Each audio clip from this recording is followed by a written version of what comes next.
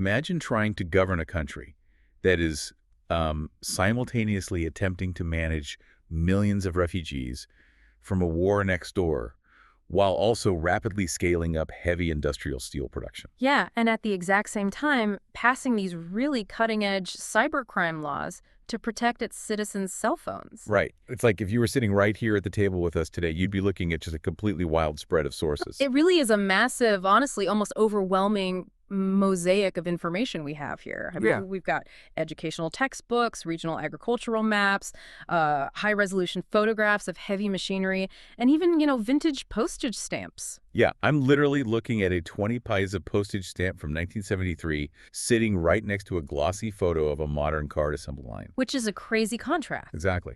And that's sitting on top of this academic breakdown of foreign policy and gender sensitivity. Right. It feels like we're looking at a dozen different puzzle pieces from a dozen different puzzles. Right. So for you listening, our mission for today's deep dive is to synthesize all these materials. We're going to try and build a cohesive narrative out of these sources to reveal how a nation's geography, its natural resources, and its volatile political history sort of crash together to shape its modern identity. Yeah. And specifically, we are diving deep into the socio-political, economic, and geographical landscape of Pakistan. Which is, it's an incredibly complex landscape to navigate. Oh, for sure. And just a quick note before we get too deep into it, because we are looking at educational texts and historical materials that cover some highly dynamic, deeply contentious historical ground, we are treating these sources purely as historical and structural artifacts. Right, exactly. We are here to strictly analyze the texts, the maps, and the images provided to us to understand the what and the why behind the country's development.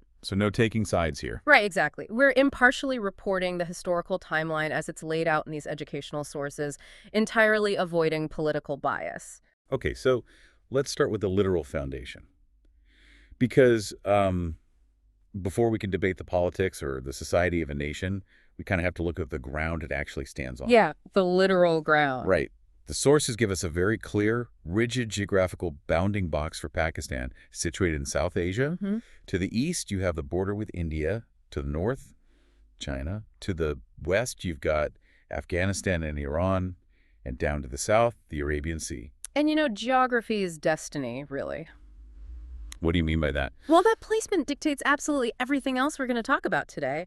It dictates the climate, the internal trade routes, and basically the entire macroeconomic strategy of the nation. Okay, let's unpack this a bit, because when you look at the maps provided in our sources, you get this stark visual contrast. Oh, totally. On one side, you have these incredibly detailed agricultural maps, right, showing massive regions dedicated to cotton, wheat, rice, and sugarcane. Just these lush, green, agrarian landscapes. Right, very traditional farming. Yeah, but then placed directly next to those, the sources include these intense photographs of heavy industry. We're looking at pictures of workers welding massive steel pipes, giant chemical vats, sprawling cement factories with towering silos, and an assembly line of silver cars moving down a track. Yeah, and the connection between that lush agriculture and that heavy machinery, it actually lies underground. Okay, how so? Well, the sources explicitly map out a very specific inventory of natural wealth.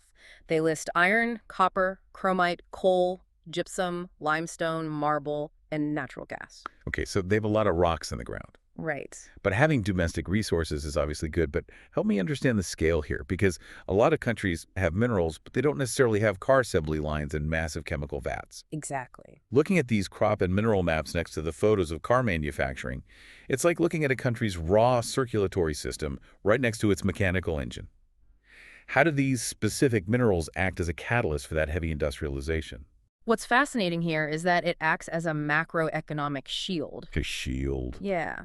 When a developing nation wants to build a modern city or, say, industrialize its agricultural sector, the biggest hurdle is usually the cost of importing foundational materials. Right, because you have to buy them. Exactly. If you have to buy cement and steel from other countries using foreign currency, your growth is severely capped. Oh, I see. But the sources show Pakistan has massive domestic deposits of limestone and gypsum, which are the bedrock ingredients of cement.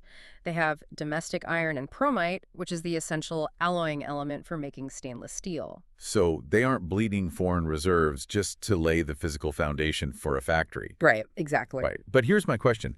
Having the raw materials is one thing, but extracting them, processing them, moving them, that requires an insane amount of energy. Are they entirely self-sufficient there? Well, that's the friction point. Okay. The sources mention coal and natural gas, which are vital for firing the massive kilns required for cement and steel production. However, while they have these resources, energy demand in a rapidly industrializing nation almost always outpaces the domestic supply. Oh, of course. The heavy industry we see in these photos, the car manufacturing, the chemical plants that requires a totally uninterrupted power grid. Right. So while they have the structural bedrock to build the factories domestically, fueling them pushes us into a much more complicated reality. Which means someone has to manage that friction. Yeah. I mean, you have this massive economic engine, but a powerful engine will tear itself apart if someone isn't steering it properly. Exactly. And that naturally shifts our discussion from the physical landscape Yeah. to how this complex machinery has been governed over the decades. The political pendulum. The political pendulum, right. The sources lay out a detailed historical timeline here, starting with a foundational document. Yeah. I mentioned that 20 paisa postage stamp earlier. It features a book and commemorates the landmark 1973 Constitution, dated August 14, 1973. Yeah, and that constitution serves as the structural blueprint for the country's governance, establishing a parliamentary democracy. But blueprints often don't survive contact with reality. The implementation of that 1973 blueprint was immediately subjected to severe internal and external pressures. Like what? Well, for instance, the texts heavily emphasize the profound impact of the Afghan jihad. Right, I see that in the text, but I want to unpack the actual mechanisms of that impact. Sure. It's easy to just say, you know, a war next door causes problems. Right.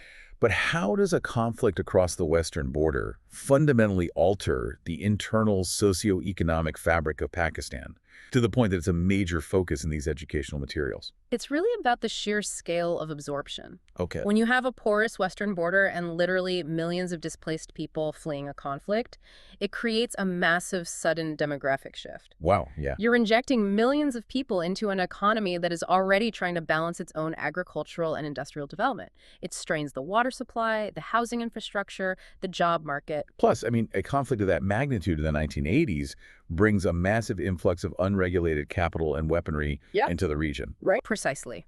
It weaponizes parts of the society and creates localized power structures that operate outside the federal government's control. Right. And it drains resources away from the heavy industrial projects we just talked about.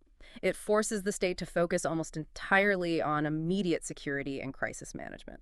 And amidst that massive external pressure, the internal leadership was constantly shifting too. Yes. The sources outline this rotating door of civilian leadership, specifically detailing the multiple eras of Prime Minister Benazir Bhutto and the era of Mian Mohammad Nawaz Sharif. Mm-hmm. And the texts note a massive world-altering milestone achieved during these civilian eras, Pakistan officially becoming a nuclear power. Which completely rewrites the nation's standing on the global stage. I imagine it shifts the security calculus of the entire region, but doesn't it also trigger massive economic blowback? Oh, absolutely. Like when a nation goes nuclear, it usually faces immediate international sanctions. How does that affect the domestic industries we were just looking at? It creates this really intense paradox. How so? On the one hand, achieving nuclear status provides an ultimate existential security deterrent, especially given the historically volatile border with India to the east. It basically guarantees state survival. Right. But on the other hand, the inevitable international sanctions freeze foreign direct investment. So those steel mills and car assembly lines suddenly lose access to global markets and foreign capital. Oh, wow.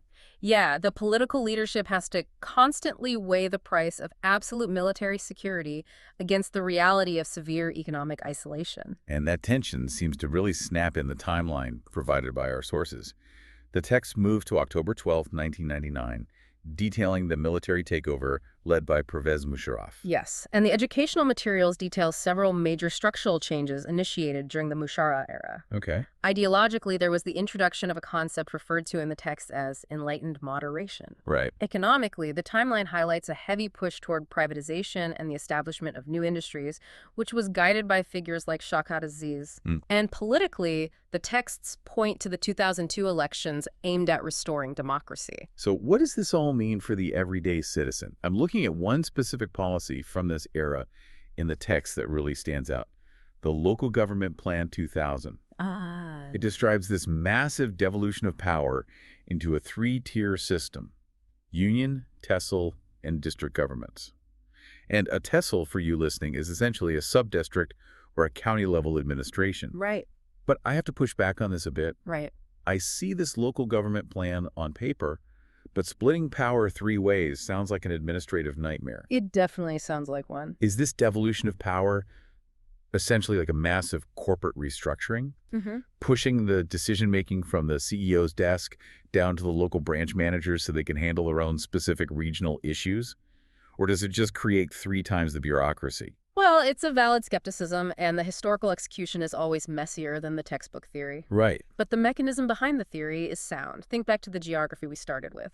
A centralized government sitting in the capital cannot efficiently manage the granular day-to-day needs of a massive, sprawling industrial hub while simultaneously managing the hyper-specific irrigation needs of a rural cotton farming region hundreds of miles away. Ah, right.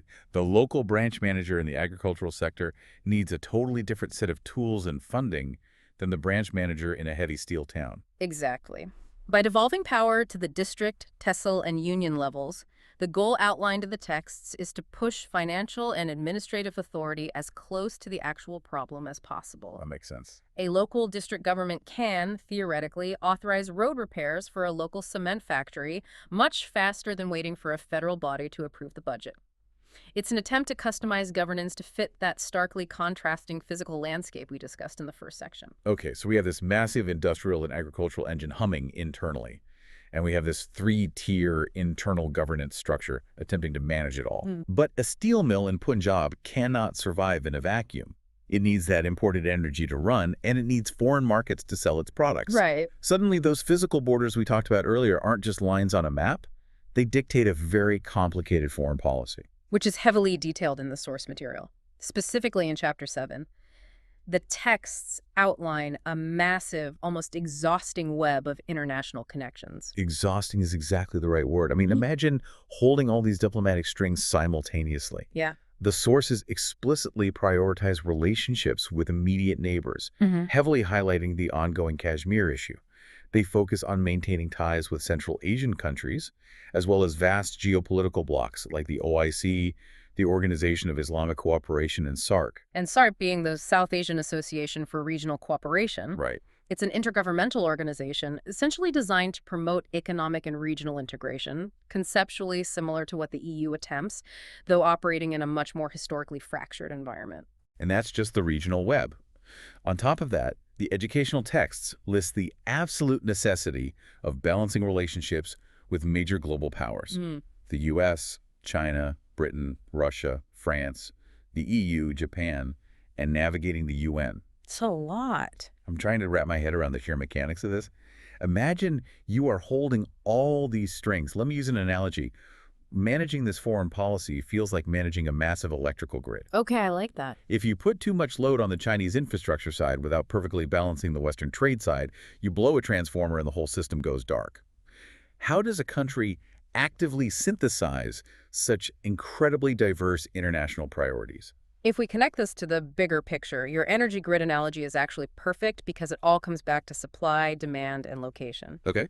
Pakistan's location in South Asia essentially forces it to operate as a multi-directional bridge. It's not an isolated island. Its geography demands a multifaceted diplomatic strategy. Break that down for me. A bridge between what specific? Between the energy-rich, landlocked countries of Central Asia and the warm water shipping lanes of the Arabian Sea. Okay. Between the economic manufacturing powerhouses of East Asia, like China, and the resource-heavy Middle East. That makes a lot of sense. When the text emphasizes maintaining ties with Central Asian countries, they aren't just talking about friendly diplomacy. They're talking about vital trade corridors and natural gas pipelines to fuel those domestic factories. Oh, wow. Right. And when it talks about the OIC, it's about leveraging a shared religious and cultural heritage to build reliable political and economic alliances across the broader Islamic world. Okay, and what about the High Wire Act with the major powers, the U.S. and China? That is the ultimate balancing of the grid.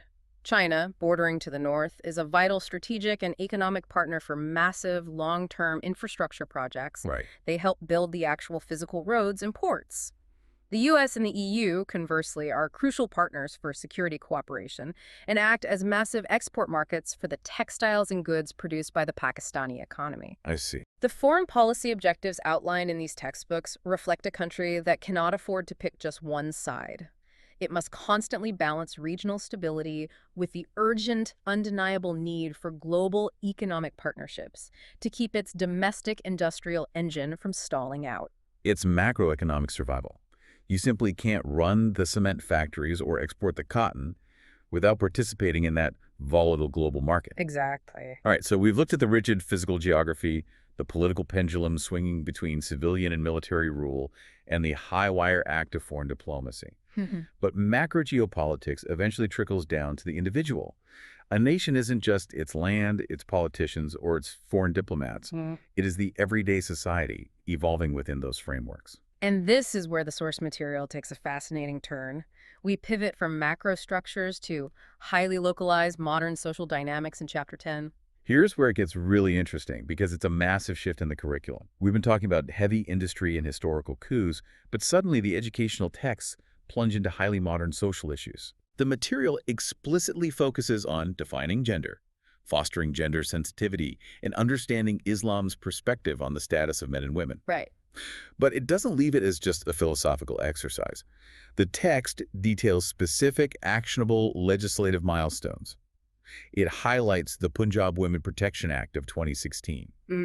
It mandates that students study newly established violence against women centers and the creation of district women protection committees. What we are seeing here is the evolution of the infrastructure of rights. What do you mean by the infrastructure of rights? A right is an abstract concept, isn't it? Well, on paper, yes. Think back to that 1973 Constitution stamp we started with. Right, the 20 paisa stamp. Right. A constitution guarantees fundamental rights in broad strokes. But a piece of paper doesn't answer a distress call. A piece of paper doesn't provide shelter. Yeah, that's true. What this educational material is showing us is a society realizing that abstract rights require physical mechanisms to enforce them. The Punjab Women Protection Act of 2016, the brick-and-mortar violence against women centers, the localized district committees, these are the tangible, physical infrastructures created to enforce constitutional rights in the everyday lives of vulnerable citizens. Oh, wow. It shows an acknowledgement that society needs specific, dedicated institutions, not just broad legal declarations. And speaking of acknowledging vulnerabilities, alongside all of this social legislation, there is a totally unexpected inclusion in the curriculum. Oh, the cybercrime section. Yes, it requires students to study and define cybercrime, specifically detailing crimes committed via mobile phones and computers. It's a curriculum desperately trying to prepare its youth for a rapidly shifting reality. It feels like we're watching the society update its operating system in real time. We went from a postage stamp commemorating a 1970s Constitution to exploring laws passed in 2016 that deal directly with digital harassment and online security.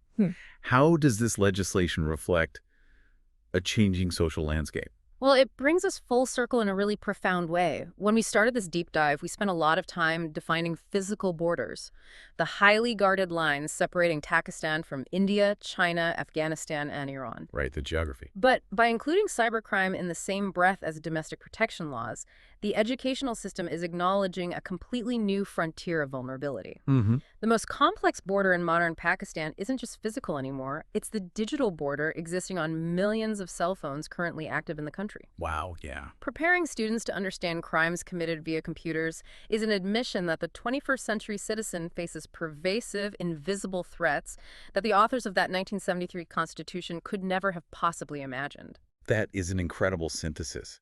It really ties this entire wild spread of sources together. It really does. For you listening, it has been quite a journey today.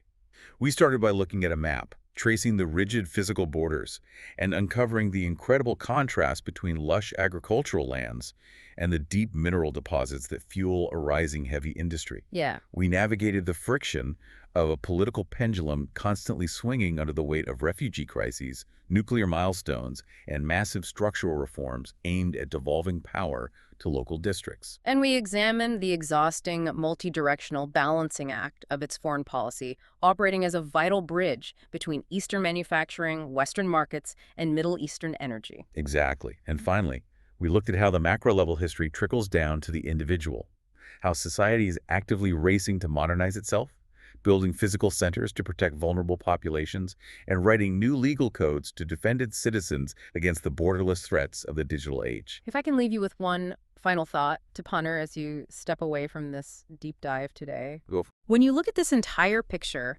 consider the incredible balancing act required of a developing nation. How does a country successfully anchor itself in deep traditional, geographic, and historical roots while simultaneously racing to pass modern legislation to protect its citizens in the digital age? That is a massive question. Right. That balancing act is the true defining challenge of the 21st century. It's an incredible friction to think about. It's not just about what is written in the textbooks. It's about how those lessons are applied to the very real challenges of tomorrow. Thank you so much for joining us for this deep dive. Keep questioning the maps you read, the laws you hear about, and the complex systems that build the world around us. We'll catch you next time.